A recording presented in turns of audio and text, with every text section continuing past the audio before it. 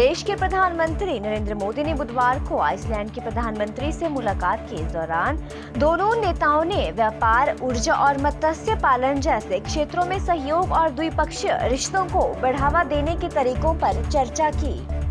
PM Modi 3 यूरोपीय देशों की यात्रा के दूसरे चरण में मंगलवार को बर्लिन के कोपेनहेगन पहुंचे हैं। उन्होंने दूसरे भारत नार्डिक शिखर सम्मेलन से इतर जैक्स बाडिटर से मुलाकात की। आपको बता दें कि पीएम कार्यालय ने ट्वीट कर बताया कि प्रधानमंत्री मोदी आइसलैंड के प्रधानमंत्री जैकब्सडॉटर के साथ बातचीत की। उन्होंने व्यापार, ऊर्जा, मत्स्य पालन समेत कई अन्य क्षेत्रों में सहयोग एवं संबंधों को बढ़ावा देने पर भी चर्चा की।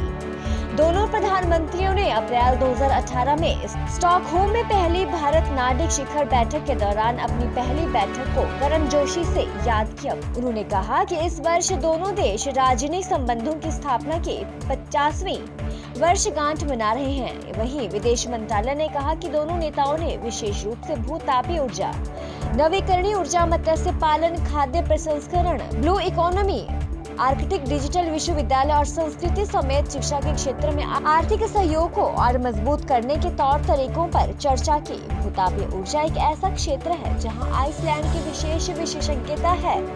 दोनों पक्षों ने इस क्षेत्र में दोनों देशों के विश्वविद्यालयों के बीच सहयोग बढ़ाने पर जोर दिया। जारी बयान के मुताबिक दोनों देशों के नेताओं ने क्षेत्रीय और वैश्विक घटनाक्रम पर भी चर्चा की। आपको बता दें कि पीएम मोदी की यूरोपीय यात्रा ऐसे समय में हुई है जब रूस और यूक्रेन के बीच जंग लड़ी जा रही है। इस घटना ने रूस के खिलाफ यूरोप के अधिकांश हिस्से को एकजुट कर दिया है और विदेश मंत्रालय ने कहा कि प्रधानमंत्री मोदी ने लैंगिक समानता को बढ़ावा देने के लिए जैकब्सडॉटर के व्यक्तिगत प्रयासों की सराहना की और उनको इस मसले पर भारत की प्रगति के बारे में जानकारी भी दी। इससे पहले पीएम मोदी ने डेनमार्क में कहा था कि भारत में सुधारों और निवेश के अवसरों को देखते हुए मैं कह सकता हूं कि जो लोग हमारे देश में निवेश नहीं करते वे निश्चित रूप से चूक जाएंगे। पीएम मोदी बोले कि भारत और डेनमार्क दोनों देश लोकतंत्र, अभिव्यक्ति की आजादी और कानून के शासन जैसे मूल्यों को तो साझा करते ही हैं। आज हमने इंडो पैसिफिक और यूक्रेन सहित कई अंतर्राष्ट्रीय मुद्दों पर भी बात की है। इतने व्यस्त समय में भी प्रधानमंत्री जी का यहाँ आकर के बैठना, हम सबसे बात करना, ये आप लोगों के प्रति उनका कितना प्यार है उसका ये उदाहरण है।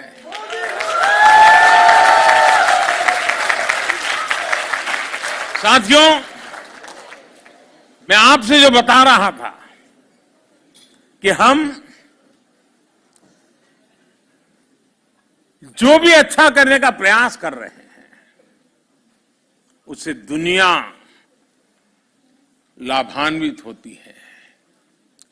लेकिन दुनिया की भलाई के देखते हुए भारत ने वर्ष 2070 तक, जैसा मैंने कहा, हमने दुनिया में इस प्लेनेट को, इस पृथ्वी को बर्बाद करने में हिंदुस्तानियों का कोई रोल नहीं है, हिंदुस्तान का कोई रोल नहीं है।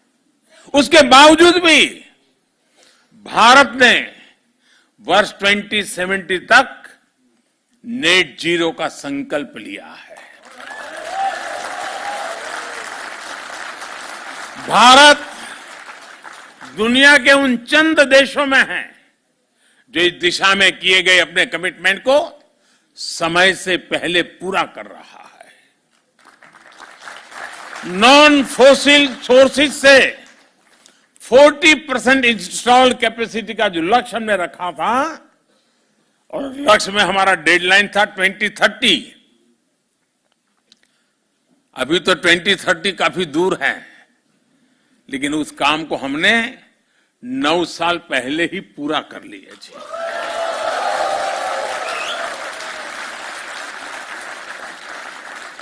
भारत में आज हम बहुत सस्ती सोलर एनर्जी पैदा कर रहे हैं। उसकी पर यूनिट कीमत सिर्फ 2.5 रुपये है, यानी 3 यूरो सेंट से कम भी कम।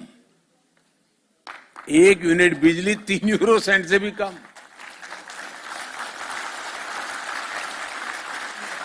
और हमारी कोशिश है कि उसको हम 2.5 रुपये से और नीचे ला करके 2 रुपये तक ले जाने की कोशिश कर रहे हैं। मौसम बदलने से लोगों ने राहत की सांस ली है। मौसम विभाग के अनुसार दिल्ली में 4 मई को धूल भरी आंधी या तूफान चल सकते हैं।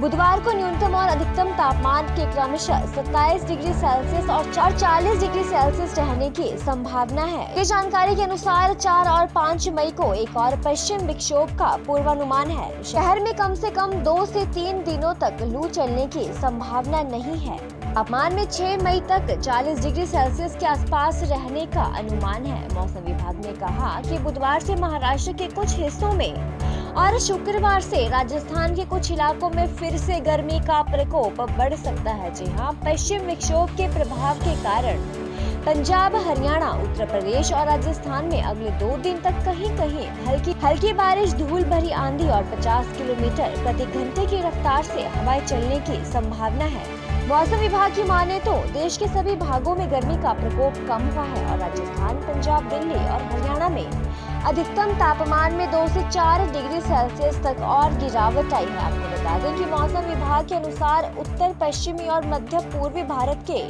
किसी भी हिस्से में अगले 5 दिन तक भीषण गर्मी पड़ने के आसार नहीं हैं।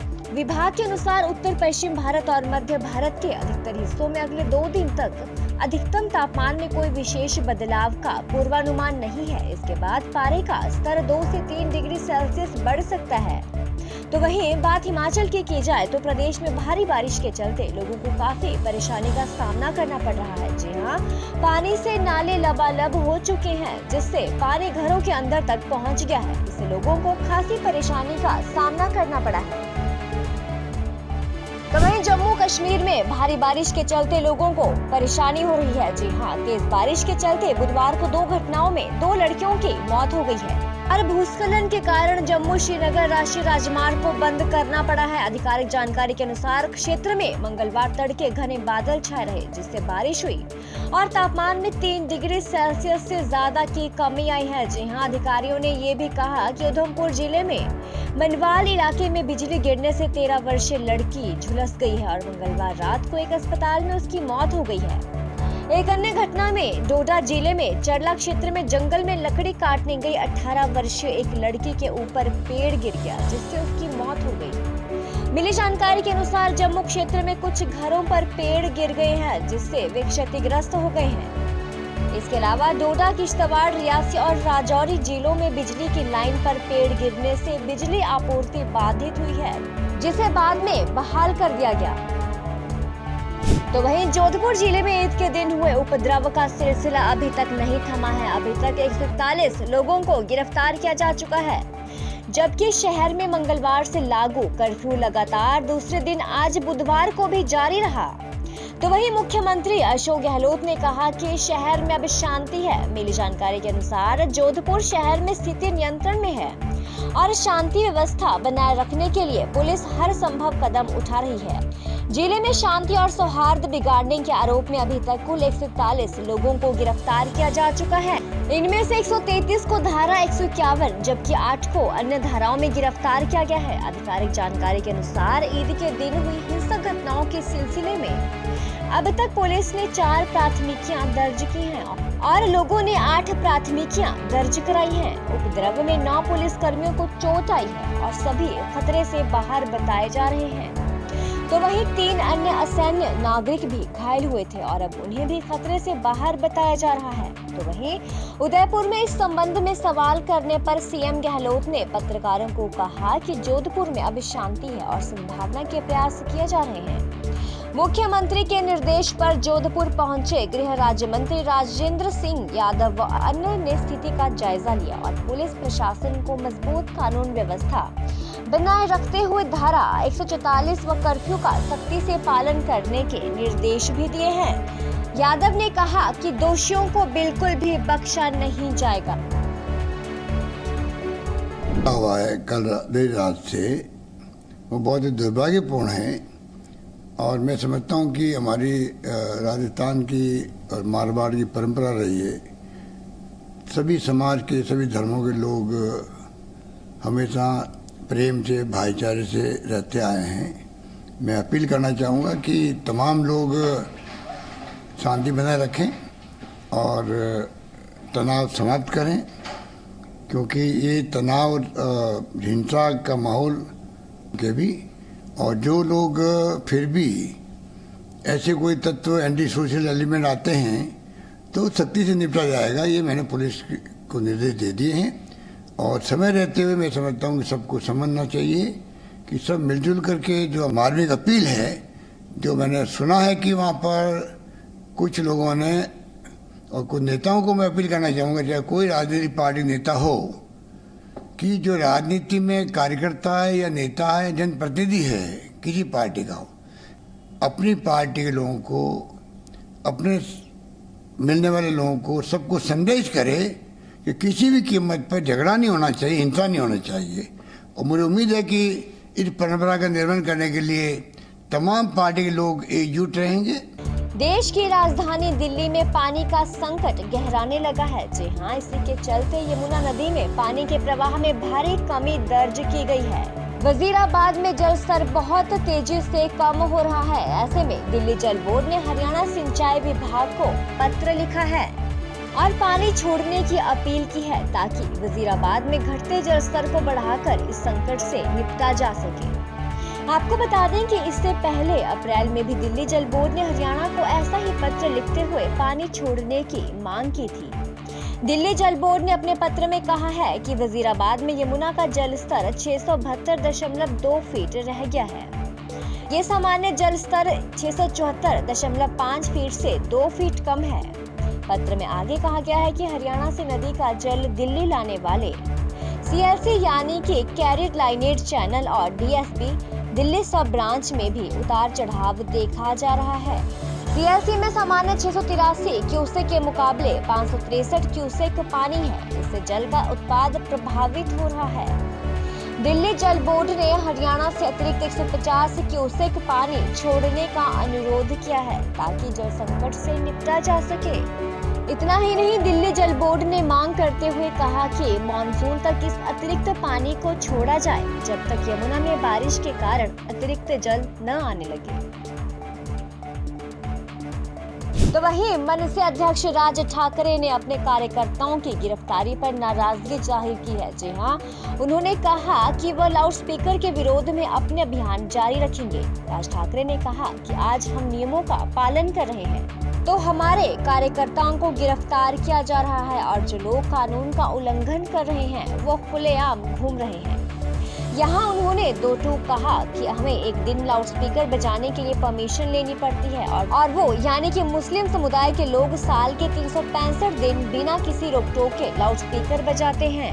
उन्होंने कहा कि अगर लाउडस्पीकर बजेंगे तो हमारे लोग भी चालीसा का पाठ करेंगे। सुप्रीम कोर्ट के नियमों का पालन पूरी तरह से होना चाहिए।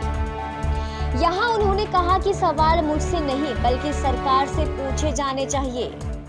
राज ठाकरे ने कहा कि जब निवेदन से काम नहीं होता है तो आंदोलन का रास्ता अपनाना पड़ता है।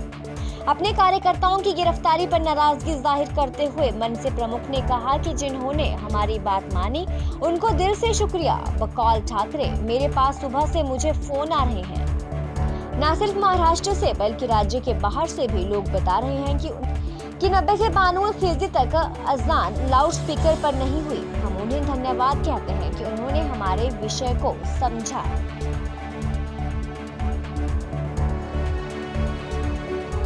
भारत में एक दिन में कोविड-19 के मामलों में बड़ा उछाल आया है। जी हां, जहां मंगलवार सुबह 2568 नए मामले सामने आए थे, वहीं आज यानी कि बुधवार को जारी आंकड़ों में कहा गया है कि ये आंकड़ा 3000 के पार पहुंच गया है। भारत में पिछले 24 घंटों में 3205 नए मामले सामने आए हैं।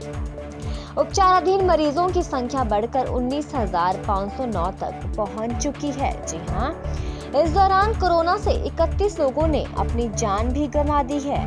देश में कोविड-19 के उपचाराधीन मरीजों की संख्या बढ़कर 19,509 तक पहुंच गई है, जो कुल मामलों का 0.05% है। राजस्थान में भाजपा राज्य में चिंतन शिविर का आयोजन करेगी, जिसमें वो 5 राज्यों में मिली हार का मंथन कर भविष्य का सियासी रोड मैप तैयार करेगी। तो वहीं अब भाजपा ने राजधानी जयपुर में 20 और 21 मई को बैठक करने का ऐलान किया है। जी हां, इस बैठक में राष्ट्रीय स्तर के सभी पदाधिकारी शामिल होंगे। पीएम मोदी भी अहम बैठक को वीडियो कॉन्फ्रेंसिंग के जरिए संबोधित करेंगे। राजस्थान में होने वाली इस महत्वपूर्ण बैठक की अध्यक्षता पार्टी अध्यक्ष जेपी नड्डा ही करेंगे। इसमें पार्टी के सभी राष्ट्रीय उपाध्यक्ष, महासचिव, सचिव और राज्यों के प्रभारी भी शामिल होंगे। इसके अलावा प्रदेशों के अध्यक्ष और संगठन से जुड़े प्रमुख नेता भी इस बैठक में मौजूद रहेंगे। कांग्रेस शासित राजस्थान में इस बैठक का आयोजन राजनीतिक रूप से बहुत महत्वपूर्ण है, क्योंकि हाल ही में राज्य के विभिन्न हिस्सों में मुद्दों पर भाजपा राज्य की अशोक गहलोत सरकार को घेरने में जुटी हुई है।